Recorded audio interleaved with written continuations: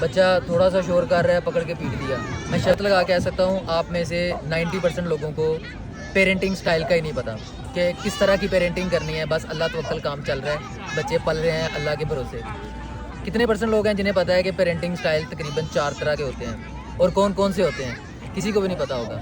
मुझे क्यों पता है? क्योंकि मैं यहाँ पे चाइना में हूँ। यहाँ पे जब आया हूँ देखता हूँ मैं यहाँ पे लोगों को कंपैरिजन किया कि मसला कहाँ पे है, हमारी अपब्रिंगिंग में मसला है, हमारी कल्चर में मसला है, किस चीज़ में मसला है। तो समझ में ये चीज़ आई कि पेरेंटिंग में मसला है। जितने भी केसेस पाकिस्तान में होते हैं, जितनी भी चीज़ें पाकिस्तान में चल रही हैं, उसकी बेसिक रीज़न पेरेंटिंग है।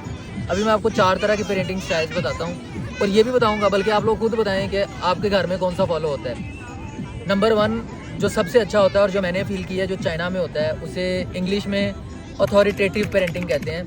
बेसिकली इसका मकसद ये मतलब ये होता है कि बच्चे की बात सुनी जाती है, रूल्स एंड रेगुलेशंस होते हैं, लेकिन उसकी फीलिंग्स का ख्याल किया जाता है। हमारी तरह नहीं होता कि जिधर दिल किया उधर पकड़ के बच्चे को पीट दिया। बच्चा थोड़ा सा शोर कर रहा है, पकड़ के पीट दिया। बच्चे ने कुछ अपनी कोई डिमांड कर ली है, किसी फार्मेसी में गए या जिधर भी गए हैं, पकड़ के पीट दिया। यहाँ पे ऐसा नहीं होता। ये अथॉरिटेटिव पेरेंटिंग स्टाइल फॉलो करते हैं, और मोस्टली कंट्रीज़ जितने भी डेवलप्ड कंट्री हैं वो इसी रूल को फॉलो करते हैं। दूसरा है अथॉरिटेरियन।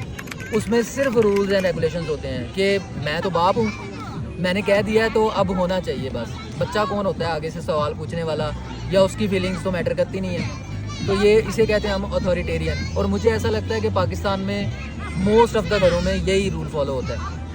बच्चे को सिर्फ बताया जाता है कि बेटा आपने ऐसा करना है, उसके किसी सवाल का जवाब नहीं दिया जाता, उसकी फीलिंग्स का ख्याल नहीं किया जाता, उसकी एक्सपेक्टेशंस पे पूरा नहीं उतरा जाता। कुछ लोग करते हैं, मतलब वो पाकिस्तान में भी अथॉरिटेटिव को फॉलो करते हैं, लेकिन मैं मोस्टली केसेस की बात कर रहा हूँ। उसके बाद तीसरे नंबर पे आ जाता है परमिसिव। इसमें बच्चे को बहुत ही ज़्यादा प्यार दिया जाता है। बच्चे को जब बहुत ज़्यादा प्यार मिलता है, रूल्स एंड रेगुलेशंस मिसिंग होते हैं, तो ऐसे बच्चे कल को जब भी इन बच्चों को कहीं से नाउमीदी मिलती है, कहीं से फेलियर मिलता है, तो ये सारा कुछ अपना दिल फेंक देते हैं और बस छोड़ देते हैं कि बस अब ख़त्म। तीसरा तरीका होता है अनइन्वॉल्व पेरेंटिंग। और पाकिस्तान में मिडिल क्लास या लोअर मिडिल क्लास लोग हैं वो इस पेरेंटिंग स्टाइल को फॉलो करते हैं, अनइन्वॉल्व। और ये सबसे बुरा है। मुझे लगता है कि इसमें बच्चा मेंटली फिजिकली हर तरीके से सफ़र करता है। अब इसमें होता क्या है, बच्चे को सिर्फ खाना पीना दिया जाता है। बच्चे को नहीं पूछा जाता कि बेटा आपके स्कूल में क्या चल रहा है, बेटा आप किसी तरह से कोई दिमागी कोई मसला तो नहीं, परेशानी तो नहीं। बस खाना पीना दे दिया, बच्चे को स्कूल का एडमिशन करा दिया, बस यही है।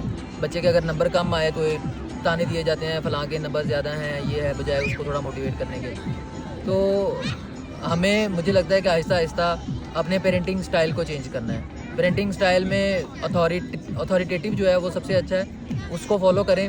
बच्चे जो हैं कॉन्फिडेंट होते हैं और बच्चे अपना एक्सप्रेस करते हैं, कल को सारी चीज़ें डील कर सकते हैं, बजाय इसके कि आप अथॉरिटेरियन पे रहें जिसमें सिर्फ रूल्स एंड रेगुलेशंस होते हैं। बच्चे रूल्स एंड रेगुलेशंस तो फॉलो करते हैं, लेकिन बच्चे फिर अपने इमोशंस हाइड करना शुरू कर देते हैं। उनके अंदर क्या चल रहा है, दिमाग में क्या चल रहा है, वो कैसा सोचते हैं, कैसा फील करते हैं, वो सारी चीज़ें वो नहीं बताता किसी को भी। और अंदर ही अंदर फिर डिप्रेशन का शिकार होता है, और फिर डिप्रेशन से बहुत सारे मसले पैदा होते हैं।